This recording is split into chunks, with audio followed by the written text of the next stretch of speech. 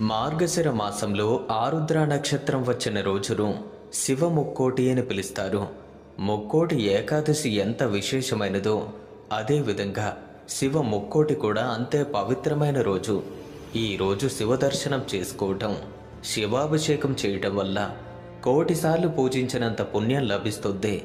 ఆరుద్ర నక్షత్రం రోజున ఆవు నెయ్యితో అభిషేకం చేస్తే ఆ పరమేశ్వరుడి యొక్క అనుగ్రహం సంపూర్ణంగా లభిస్తుంది.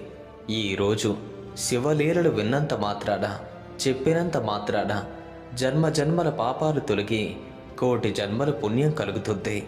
ఇప్పుడు ఆ పవిత్రమైనటువంటి కథను చెప్తాను, జాగ్రత్తగా వినండి. పూర్వకాలంలో అవంతి అనే పట్టణం ఉండేది. ఆ పట్టణంలో నంది అనే పేరుగల శివభక్తుడు నివసించేవాడు. అతను మిక్కిలి ధనవంతుడు. అయినప్పటికీ శివభక్తిని ఎప్పుడూ విడవలేదు. నిత్యం ఎంతో భక్తి శ్రద్ధలతో శివారాధన చేసేవాడు. ఆ పట్టణానికి తూర్పున ఒక దట్టమైన అడవి ఉండేది. ఒకరోజు ఆ అడవిలో స్వయంభూ శివలింగం వెలిసింది. అది చూసిన నంది అక్కడే ఒక సుందరమైన దేవాలయాన్ని నిర్మించాడు. ప్రతిరోజు పంచామృతాలతో, సువర్ణ పుష్పాలతో మంత్రపూర్వకంగా ఆ మహాశివుణ్ణి పూజించేవాడు.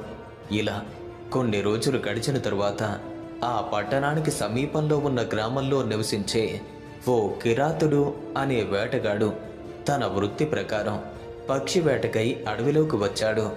తన వేట ముగించుకుని అలసిపోయి ఇంటికి వెళ్లే మార్గంలో అతను ఆ శివాలయాన్ని చూశాడు.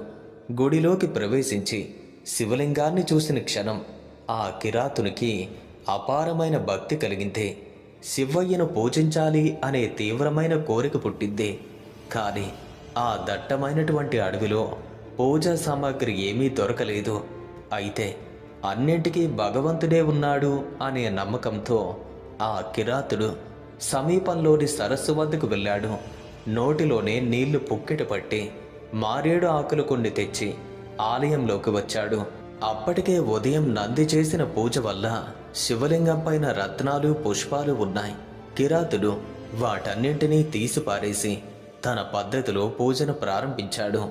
నోటిలోని నీటితో అభిషేకం, మారేడు ఆకులతో పూజ, వేటాడినటువంటి ఆ పక్షి మాంసంతో నివేదనం, ఇలా పూజను చేసి శివలింగాన్ని ఆలింగనం చేసుకుని ప్రదక్షిణ చేశాడు. భక్తితో ధ్యానించాడు.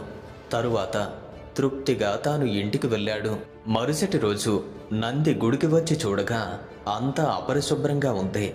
తాను చేసినటువంటి పూజా సామాగ్రి అంతా పారివేయబడి వింత విధంగా ఉంది. ఎంతో